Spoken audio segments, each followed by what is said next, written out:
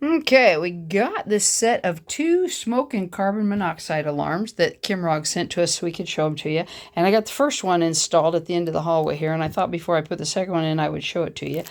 There's the instruction manual, and it has this little cover over the display so that you can just kind of protect that. There's a little test button there, and on the back it has a little off-on switch that I'm not going to turn on until I'm ready to put it up on the wall. And then here's the little frame that you install it on.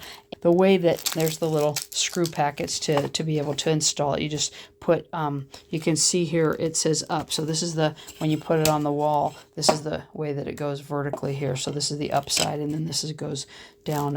And the way that it installs, you can see these little slots here. They go in right here so that it just twists onto those, in between those little slots right there. You can see there's 3 of them there, and then there's 3 of those little teeth right there and stuff. So anyway, it's really nice, and I tested it, and it was really loud when I was up there testing it in the hallway and stuff. But yeah, really nice, and I appreciate that they sent that, because we had one up in the hallway, and I think it made it to the end of its 10-year life, or whatever the life on it was, 7 or 10 years or whatever it was, because it started beeping I don't know, a couple weeks ago, 3 weeks ago, whatever it was, and it just wouldn't stop. And then when you looked at the little message on it, it was like end of life or whatever it was. So anyway, they ended up sending us these here, so I just got it installed there. That's why I have out my Dewalt brushless drill driver thing here. It's the DCD794, which is really handy. I love that. So that works really super duper well for us all the time.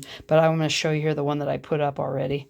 It's up here in the hallway. Let's see. I'll probably get on the step stool since it's still sitting here.